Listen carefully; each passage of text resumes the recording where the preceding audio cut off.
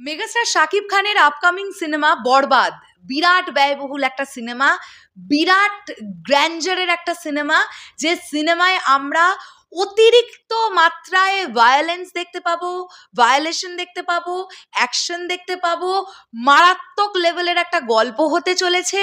তো এত কিছু যখন এই সিনেমাটার জন্যে সব কিছু এতটা বড় গ্র্যান্ডারের, সেই ছবির নায়িকা ইদিকা পালকে কি মানাবে, নাকি পাকিস্তানের কোনো নায়িকার সঙ্গে মেগাস্টার শাকিব খান বরবাদ সিনেমায় কাজ করুক জুটি বেঁধে, এটা চাইছে সাকিবিয়ান ভাইরা বোনেরা, বেশ কিছু সাকিবিয়ান ভাইরা বোনেরা।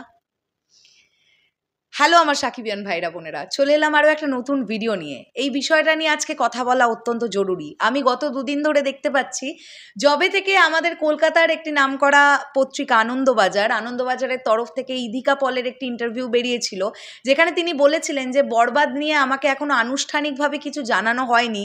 ঠিক সেই দিন থেকে এই আলোচনাটা শুরু হয়ে গেল যে তাহলে তো ইদিকা পল যখন এখনো বরবাদ নিয়ে কিছু জানেই না, তাহলে ওনাকে আর এই সিনেমায় নায়িকা হওয়ার দরকার নেই। পাকিস্তানি কোনো নায়িকাকে এবার আমরা সাকিব ভাইয়ার সঙ্গে দেখতে চাই, এরকম একটা রব বেশ কিছু সাকিবিয়ান ভাইরা বোনেরা তুলেছ। আমি প্রত্যেকের কথা বলছি না। তো এখন আমাদের একটা বিষয় বুঝতে হবে, একটা সিনেমার গল্প, সেই গল্পটাতে নায়িকার যে চরিত্রটা, সেই চরিত্রটা যে স্বভাবের, তাকে যে চরিত্রটাতে মানাবে, যে নায়িকাকে মানাবে, ডিরেক্টর সেই নায়িকাকে নিয়ে কাজ করবেন, নাকি যে নায়িকাকে মানাবে না শুধুমাত্রই মানে পাকিস্তানি নায়িকার সঙ্গে মেগাস্টারকে কাজ করতে হবে বলে সেই নায়িকাকে কাস্টিং করে দেবেন? কোনটা তোমরা চাও বলো? প্রিয়তমা সিনেমাটা নিয়ে অনেক রকমের প্রশ্ন উঠেছিল, মেকিং নিয়ে প্রশ্ন উঠেছিল, অ্যাকশন নিয়ে প্রশ্ন উঠেছিল, কিন্তু কখনো সুমন এবং ইতির বন্ডিং নিয়ে কাউকে প্রশ্ন তুলতে দেখেছো? কেউ কখনো এই প্রশ্নটা তুলেছিল যে ইদিকা পালের অভিনয় ভালো হয়নি এই ছবিতে? হিমেল আশরাফ বারবার একটা কথা বলছিলেন যে আমার এই সিনেমাটার গল্পের জন্য একটা সহজ সরল স্বভাবের চরিত্রের মেয়ে আমি যেভাবে দেখাবো ইতির চরিত্রটাকে, সে ফুটিয়ে তুলতে পারবে, এবং তার কাছে মনে হয়েছিল যে ইদিকা পালই বেস্ট সেই ক্যারেক্টারটা করবার জন্যে। ইদিকা পালকে নিয়ে কিন্তু কোনো রকম কোয়েশ্চেন দর্শক মহলে ওঠেনি, কেননা নিজের জায়গায় ইদিকা পাল একটা ফ্যান্টাস্টিক পারফরমেন্স দিয়েছেন। আচ্ছা, তাহলে হঠাৎ বরবাদ সিনেমায় ইদিকা পাল কাস্টিং হলে কিছু জনের এত প্রবলেমটা কেন হচ্ছে? মানে এমন কি হয়েছে যে প্রিয়তমা সিনেমাটা বক্স অফিসে ডিজাস্টার হয়ে গেছে, নাকি এমন হয়েছে যে ইদিকা পলের সঙ্গে সাকিব ভাইয়াকে মানায়নি? কোনটা? মানে যারা এই ধরনের কথা বলছো যে ইদিকা পলকে চাই না, পাকিস্তানের কোনো নায়িকা হোক, তোমাদের কি মনে হয় ব্যাপারটা কি মানে আমরা বলি না মুড়ির মোয়ার মতন বিষয়টা? মানে আজকে পাকিস্তানি নায়িকা চাই, কালকে পাকিস্তানি নায়িকা কন্ট্যাক্ট হয়ে গেল, ফ্লোরে চলে এলেন, শ্যুট করে দিলেন, নায়িকা হয়ে গেলেন। বিষয়টা তো এরকম হয় না।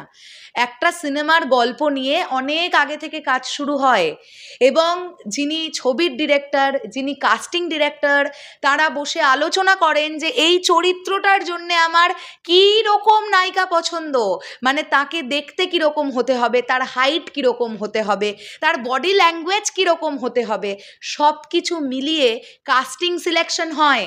ওইভাবে বলে দিলেই হয় না যে আমার আজকে পাকিস্তানি নায়িকার সঙ্গেই শাকিব খানকে কাজ করতে হবে।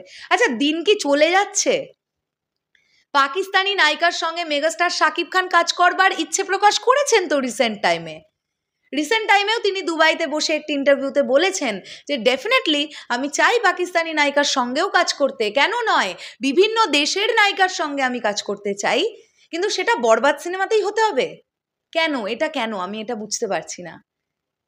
এবং আমি তোমাদের একটা বিষয় অবগত করে রাখতে চাই, যে সকল সাকিবিয়ানরা এই ধরনের কথা বলছো যে ইদিকা পালকে নায়িকা করবার দরকার নেই, আমি তাদের উদ্দেশ্যে একটা কথা বলে রাখি। প্রথমত হচ্ছে কানাঘুষোয় যেটা শুনতে পেয়েছি, এবং এটা কানাঘুষোয় না, এটা শিওর খবর, বরবাদের নায়িকা ইদিকা পালই থাকছেন। ঠিক আছে, এটা নিয়ে কোনো ডাউট নেই। খুব তাড়াতাড়ি হয়তো অ্যানাউন্সমেন্ট আসবে। আর দ্বিতীয়ত, মেগাস্টার শাকিব খানের সাথে প্রিয়তমা ছবি করে বক্স অফিসে এই যে হিউজ হিউজ হিউজ রেসপন্সটার পরে না, এপার বাংলাতেও বড় পর্দায় কাজ করতে শুরু করে দিয়েছে অলরেডি ইদিকা পল। এবং কলকাতাতেও কিন্তু এখন তিনি বেশ আলোচিত।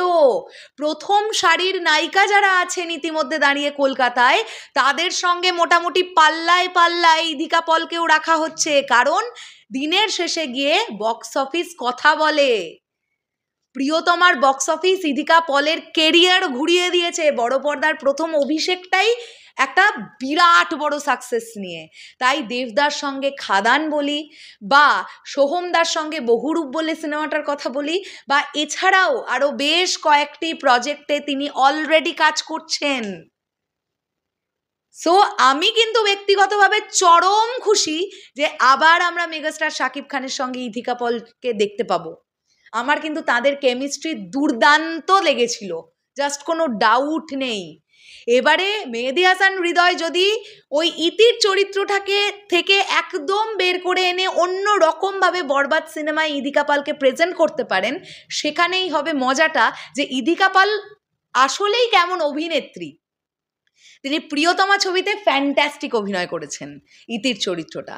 বরবাদ সিনেমায় তার চরিত্রের বৈশিষ্ট্য কী, ক্যারেক্টারটা কীরকম, সেটা তিনি কিভাবে ফুটিয়ে তুলছেন। যদি সেটাও প্রিয়তমার মতন উনি ফুটিয়ে তুলতে পারেন, তাহলে বুঝতে হবে যে উনি কিন্তু একজন ভার্সেটাইল অ্যাক্ট্রেস, যেটা একজন নায়িকার মধ্যে থাকা উচিত।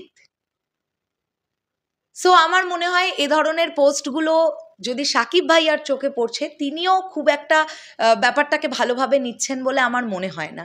কেননা দিনের শেষে গিয়ে একজন ছবির পরিচালক, তিনি তো দেখবেন তার ছবির গল্পটা কি, কাস্টিং কীরকম হওয়া উচিত, তার উপরে ভরসা রাখা যাচ্ছে না।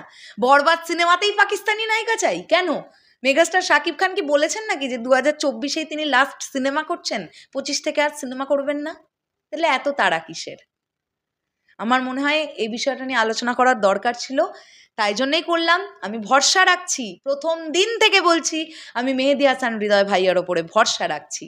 এত বড় বাজেটের যখন ফিল্ম হতে চলেছে, তিনি কিছু তো ভেবেছেন, এবং মেকিংটা ভালো হলে, গল্প ভালো হলে সাকিব ভাইয়ার পারফরমেন্স নিয়ে ভাবতে হবে না। উনি একজন জাত অভিনেতা। সো শেষ করলাম ভিডিওটা। দেখা হচ্ছে আবার খুব শীঘ্রই নতুন কোনো ভিডিও নিয়ে। তোমাদের কি বক্তব্য এই পুরো বিষয়টাকে নিয়ে কমেন্ট করে জানিও। টাটা।